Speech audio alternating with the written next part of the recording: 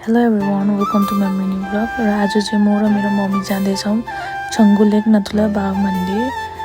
कतै चाहिँ टुरिस्टलाई मात्रै घुमाउनु, त्यही भनेर आज चाहिँ मैले मेरो मम्मीलाई घुमाउनु ल्याएको है। मेरो मम्मीको चाहिँ अस्तिदेखिको सपना थियो यहाँ आउने। सो आज हामी बिहानै निस्केको थियो कञ्चनजङ्घा देख्नु पाउँछ होला भनेर, तर देख्नु पाएन। अनि हामी छङ्गु आयौँ है, केही नखाइकन आएको थियो नि त, छङ्गुमा पूजै गर्नुपर्छ भनेर। अनि छिटो पूजा गरिसकेर चाहिँ हामी ब्रेकफास्टहरू खानपट्टि लाग्यौँ है। हामीलाई चाहिँ ब्रेकफास्टहरू यहीँ मिलिट्री क्यान्टिनमै प्रोभाइड गरिदिनु भएको थियो। अनि ब्रेकफास्ट गरिसकेर चाहिँ हामी नथुलातर्फ लाग्यौँ।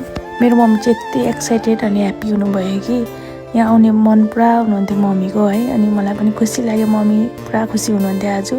अनि त्यसको बादमा हामी बाबा मन्दिरतर्फ गयौँ है। मम्मीले चाहिँ मन्दिरमा चप्पल र पानी चढाउनु भयो अनि पूजाहरू गर्नुभयो है। मम्मीले चाहिँ यहीँ चढाउँछु भनेर नरिवलहरू पनि ल्याउनु भएको थियो। मलाई चाहिँ लाग्यो पूजा गर्नु पाउँदैन भनेर चाहिँ नरिवलहरू चाहिँ मैले छङ्गुमै चढाउनु लाएँ। अनि त्यसको बादमा हामी जाँदै बाटोमा फुल यस्तो दामी फुलिरहेको रहेछ। अनि यहाँनिर याकहरू पनि देखेर मम्मी अलिक एक्साइटेड हुनुभयो। अनि याकसँग फोटो खिच्छु भन्नुहुँदै थियो।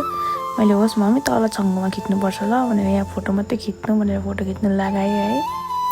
अनि हामी यहाँ भ्यू पोइन्टमा एकछिन रोकेर फोटोहरू खिच्यौँ। त्यसको बादमा मम्मी र म छङ्गु लेकतर्फ गयो।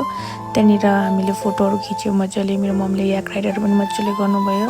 अनि हामी लन्चतर्फ लाग्यौँ है। लन्चहरू खाइसकेर चाहिँ मिलिट्री क्यान्टिनबाट चाहिँ म र मेरो भाइको लागि चाहिँ मिठाईहरू राखिदिनु भएको थियो है। त्यो लिएर हामी गान्तोकतर्फ आयौँ। गान्तोकमा आएर म र मेरो मम्मी चाहिँ छोटेन मोनास्ट्री चाहिँ गयौँ है रिम्बुचेको दर्शन गर्नु। अनि दर्शन गरिसकेर चाहिँ मिठाईको डब्बा बोकेर चाहिँ म घरतर्फ आएँ है। यस्तो छ गति, अघि त राम्ररी भएको थियो, अहिले चाहिँ सामान बोकेर सामान काउन्ट गर्दा के पायो भनेर है। So thank you so much for watching my mini vlog. See you again, bye bye, take care.